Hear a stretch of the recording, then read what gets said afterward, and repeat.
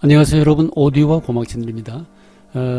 저희가 지난 시간에 예고해 드렸듯이 우즈베키스탄의 코칸트에서 만능 지식인으로 알려져 있는 유명한 함자 하킴자드 니야지라는 분에 대해서 알아보는 시간을 갖도록 하겠습니다. 이분은 우선 시인이고 그 다음에 극작가이기도 하고 유명한 극자예요. 그 다음에 교육가이기도 하고 그 다음에 반쯤은 의사이기도 하고 자기 아버지가 이제 의사였거든요.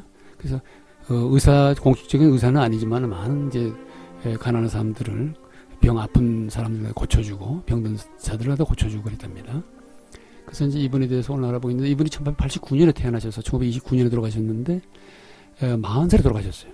왜 40살에 돌아가신 것에 대해서는 좀 이따 말씀드리기로 하고 우리 전번 시간에 유누스 라자비라고 하는 타슈켄트의 유명한 이제 음악가에 대해서 알아봤죠. 샤슈만큼 양식을 완성시킨 사람이라고 할 수 있는데 그분은 이제 이분보다도 한 9년 늦게 태어난 분이에요. 근데 이제 이 함자도 이분도 젊었을 때는 타슈켄트에 가서 이제 많이 활동을 하고 교육도 시키고 교육도 하고 그랬다고 합니다. 그래서 그때 이제 만났던 모양. 그래서 저번 시간에 우리가 봤듯이 유누스 라자비 개인 박물관에서 제가 이 함자의 사진을 발견해서 깜짝 놀란 거예요. 그래서 하여튼 이 함자 하킴자 니야지라는 분은 정말로 그 코칸트에서는 존경받고 오늘날에도 나중에 사진이 나오겠지만 오늘날에도 그 많은 이 코칸트 시민들로부터 이제 숭앙을 받는 그런 훌륭한 그런 거의 천재입니다. 이분은. 왜냐하면 페르시아어 그다음에 러시아어 그다음에 뭡니까 거기 이 우즈벡어 그다음에 아랍어 이런 것을 능수능란하게 능통하게 그 말을 했다고 그래요.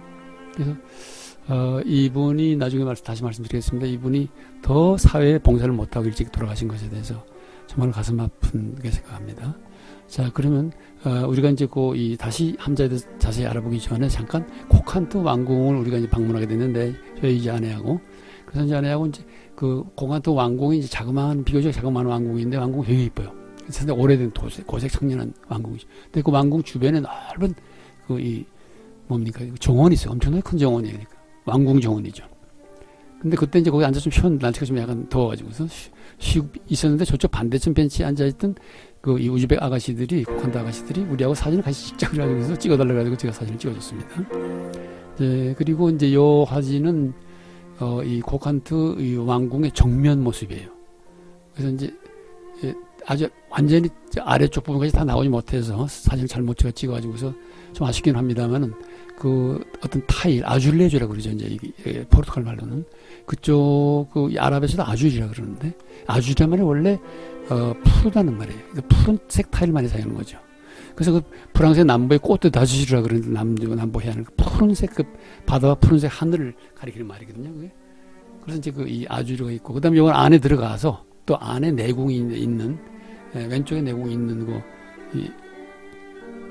입구가 보이죠? 그리고 다음 사진은, 제가 그 내공으로 들어가는 것을 이제 제 아내가 찍은 겁니다. 잘 보이지는 않습니다만은, 위에 저렇게 망루가 있는데, 망루가 여기서 사진에서 잘 나타나지 않는데, 너무너무 이뻐요. 망루의 이 푸른 채색 이 타일들이, 아줄레조들이 그렇게 이쁩니다, 지금. 그래서 참 놀랍게 짝이 없어요.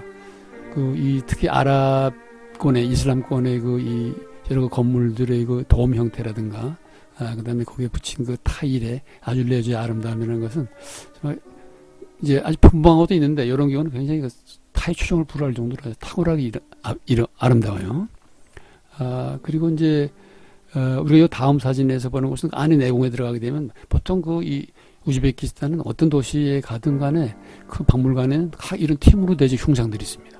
그래서 여기 이제 브론즈로 만들어진 티무르 대제 흉상 이제 두 개가 이렇게 이제 나란히 있는 걸 제가 이제 찍었는데 티무르 대제는 원래 자기 자신은 징기스칸의 후예라고 그렇게 말했다 그래요. 근데 이제 아마 혼혈이 됐겠죠. 아무래도 이쪽에 이 아리안족 계통의 이 페르시아 계통의 사람들하고.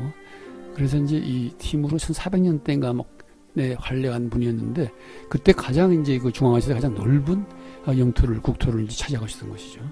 자, 그럼 요 다음 사진에는 뭐가 나오는가 하면은 지금 이제 이 함자의 개인 박물관이 있거든요. 유누스 라자비처럼 들어가 보게 되면 앞에 현관에 이러한 동으로 만들어진 이런 현판이 있어요. 근데 이제 이게 그쪽 오른화되어 있어서 알 수가 없습니다. 밑에 영어가 있긴 있는데 잘 보이질 않아요. 그래서 이것을 갖다가 제가 이제 이 카메라를 이제 핸드폰을 갖다가 이제 갖다 대면은 즉시 그 사진으로 이제 번역이 되는 그런 앱이 있어서 그걸 해보니까 이렇게 됐습니다. 위에 그 러시아로 된 호텔이라는 이 호텔은 이 개인 박물관을 말하는 거죠. 이제 함자에. 이 호텔은 우즈베키스탄인 안뜰의 일부입니다. 가장의 본거지이자 손님을 맞이하는 장소이며 응접실이죠. 환대에 필요한 모든 물품을 가지고 있습니다. 이 지역의 집 주인이자 함자 하킴조다의 아버지이자 의사였던 이븐 야민 니아즈 오글루는 이 페르가나 계곡에서 하킴차 타비브라는 이름을 알려져가지고서는 손님을 맞이 유명한 손님을 많이하고 의사로서 또 약사로서 굉장히 많은 환자를 치료한 유명한 분이었더라고요. 그리고 이분도 굉장히 지식인으로서 사개국어를 등수능란하게 이렇게 말을 했다 그래요. 이 아버지도. 그래서 하킴차 타비브는 당대 지식인 중 한 명으로 여겨졌으며 도시의 저명한 시민 및 작가들과 교류했다. 이렇게 나오는데 어쨌든 그 이 아버지의 혈통을 받아서 그런지 종합적인 그 인문 지식을 가지고 있으며 이분이 함자라는 분이 그다음에 또 의사 자기 아버지 의사는 아니었지만 아버지한테 의술을 배우고 또 자기 부인한테 의술을 가르쳐줘 가지고서 거기 코칸트 지역의 가난한 사람들 갖다가 다 고쳐주고 무료로 고쳐주고 이제 그런 그 방이 있더라고요. 그래서 그 방을 구경해 보니까 이제 그 따님인가 해서 손녀 따님이 그걸 소개해주는 인데 정말 상당히 감동적이었습니다. 그런 부분들은. 어떤 이 시민들을 위해서 헌신적으로 그 가난하고 아픈 시민들을 도와줬다는 사실이 저를 상당히 깊이 감동을 시켰어요. 그래서 이제 하킴자의 니아지에 대해서 이제 우즈베크어로 된 것을 갖다가 제가 이제 이렇게 다시 번역 그 앱을 눌러서 이제 바로 이제 화면에 나오게 됐는데 함자는 19세기 후반부터 20세기 초까지 우즈베키스탄 문화의 주요 작품들을 통해서 활발하게 활동해온 계몽 시인이에요. 교사 그리고 이제 공인입니다. 그는 시를 삶과 민중에게 더 가까이 다가가기 위해서 엄청난 노력을 했으며 또 연극 예술도 했고 그다음에 연출가, 저널리스트, 교육자, 교과서 저자로도 널리 알려져 있는 그런 이제 훌륭한 종합 지식인이었죠 이분이. 그래서 이분은 물론 이슬람 교도이긴 하지만은 이슬람 교도가 가지고 있는 많은 이제 모순점과 문제점, 그 다음에 여성들과 사람들을 억압하고, 그 다음에 또 뒤로는 어떤 그런 종교를 내서 가지고서는 세속적인 어떤 그런 이득을 취하는 이런 것을 많이 비판하고 그래서 그래요. 이분이, 이 함자라는 분이 상당히 양심적인 분이죠. 그렇게 해서 이제 이분이 이제 나중에 이제 비참하게 죽게 되는데, 왜 그런가 하면은 그런 그의 어떤 교육적이며 또 이 민중들을 위하는 어떤 그런 태도와 어떤 그런 이 의지가 뒤로는 앞으로는 성직자들이 좋은 일을 하는 것처럼 하지만 뒤로는 많은 이 성직자들이 부패했던 거예요 그 당시에도. 그래서 이제 그들의 어떤 그런 이 부패한 사항을 함자가 알게 되고 또 그 이제 까발릴까봐 걱정이 되기도 했고 또 그다음에 사사건건 그러한 이 이슬람교가 여성을 짓누르고 이런 것에 대해서 굉장히 많은 반발을 하고 거기에 대해서 이제 비판하고 그랬다 그럽니다. 이제 그러다 보니까 자연히 이제 이 종교적인 어떤 이슬람교하고 이제 아마 이게 갈등이 깊어졌던 모양이에요.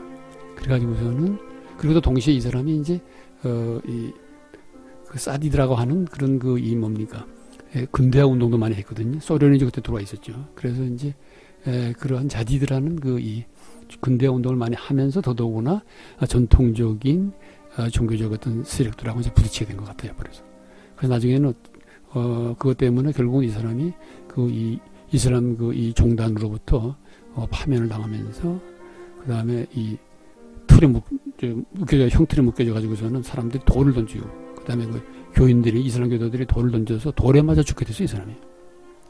참 그 얘기를 거기서 이제 알게 돼서 너무나 좀 마음이 슬프고 정말 제가 정말 가슴이 정말 착잡하더라고요.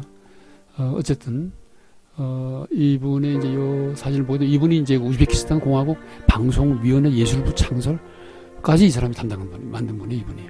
그래서 그 5주년 기념 사진을 찍었는데 이제 이분이 이제 29년인가 1929년에 돌아가신 다음에 3년 있다가 1932년 타슈켄트에서 이런 기념 이제 어떤 화보를 만들었다고 그러더라고요. 그래서 활동이 그렇게 많은 활동을 했더라고. 예술 활동, 그다음에 지식 활동.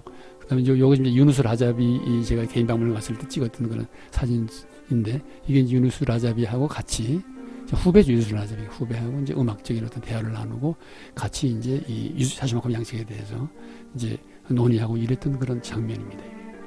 그리고 이제 실질적으로 이 사람이 이제 그 당시 들었던 아마 소련 쪽이죠 이게 15명 때 전후니까 소련 때는 아주 초창기에 했던 그런 추운기 이걸 뭐라 그라모폰인가요? 뭐 그런 것을 갖다가 이제 아직까지 그 이 소녀단이 그 보관하고 있더라고요. 그래서 제가 사진을 찍었습니다. 지금야 뭐 소리가 안 나겠죠 물론. 그리고 이제 요 다음 화면에서 함자 선생의 출생 135년을 기념한 행사로서 2024년 작년에 코칸트 시립 그 이 텔레비 방송국에서 사람들을 모아서 제가 방문했던 함자 선생의 개인 박물관, 옛날 제가 살던 집이고 또 그 아버지가 살던 의료 활동을 했던 그 집이에요. 안에 방이 꽤 많아요. 거기 왼쪽에 있는 게 함자 선생의 이제 저게 이제 그겁니다. 동상입니다. 그래서 지금 이제 이렇게 함자 선생의 음악을 연주하는 거예요, 사람들이. 그리고 이제 그 동상을 이번에 갔을 때 제가 찍은 동상인데 이 앞에서 제가 이제 그런 걸 쭉 들어보고 또 얘기를 다 알게 되고 방문을 하고 다 방문이 끝나서 나오기 전에 다시 한번 이 동상 앞에 서게 됐는데 갑자기 이제 그 함자 선생이 이렇게 비참하게 돌을 맞아서 돌아가셨던 얘기를 듣고서 너무나 그 이제 마음에 비통한 마음이 생기더라고요. 그래서 이분에 대한 존경심과 비통한 마음에 저도 어떻게 굉장히 격해져가지고선 자기도 모르게 그 노래를 부르게 됐어요. 나지막하게 앞에 혼자 서서 집사람은 옆에 있는지도 잘 모르고 그래서 그때 이 니나의 죽음 내 노래 듣고서 다시 깨어나라 제 노래 듣고서 이분이 깨어났으면 좋겠어요. 그런 마음을 제가 전달은 됐을지 모르지만 뭐 자기도 모르게 그렇게 그런 마음이 나오더라고요.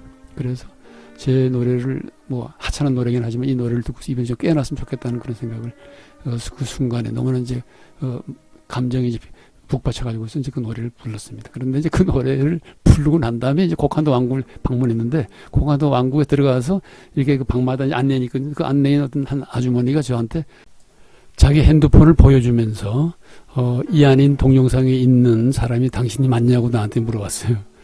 그래서 제가 아차 생각이 들었죠.